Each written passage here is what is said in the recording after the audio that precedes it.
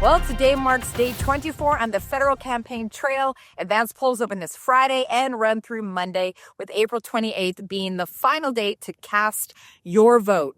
According to major polls, this continues to be a two-party race, with both the Liberals and the Conservatives making gains and all other parties projected to actually lose seats. The major party leaders are campaigning in Quebec today. Pierre Poilievre, Mark Carney, Jagmeet Singh, and Blanchette all being there. Meanwhile, Elizabeth May is in Victoria, just a stone's throw from her own riding.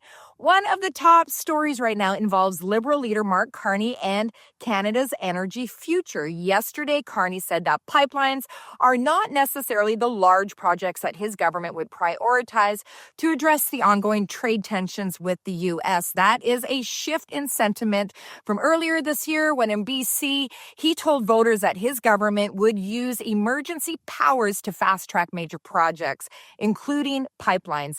Then he seemed to pivot again, saying he does want to build pipelines to displace foreign oil, but only with the agreement of provinces and territories. So which is it? This is a critical question, especially for residents in Alberta and Saskatchewan, where frustrations are rising and talk of separation is gaining momentum.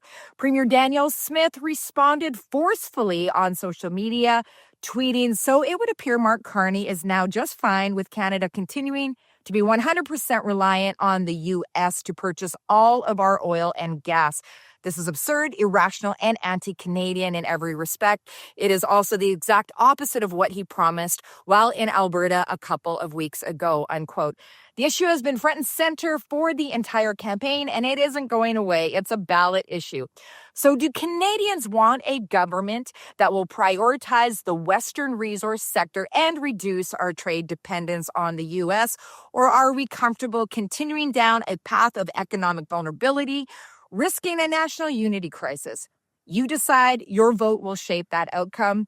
Another major issue marking headlines right now, violent crime. Violent crime incidents have been rising in urban centers, and voters know it.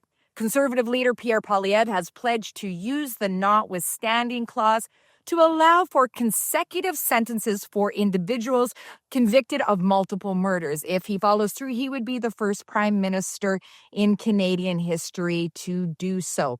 Both Mark Carney and Jagmeet Singh have spoken out strongly against the proposal, warning that it could be a dangerous move towards eroding charter rights. Here's the backdrop, though. Violent crime is up 39%, according to Stats Canada.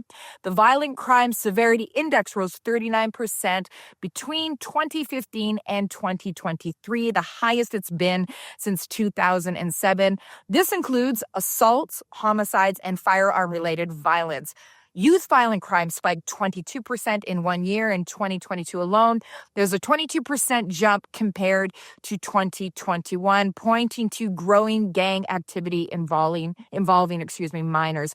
Extortion has more than tripled between 2015 and 2022. Police reported extortion jumped over 200%, with more than 3,100 incidents, many targeting vulnerable Canadians online. So the question is this: is it time for stronger measures to protect our communities? Or should Canada continue with its current approach to criminal justice? Again, this is a ballot issue.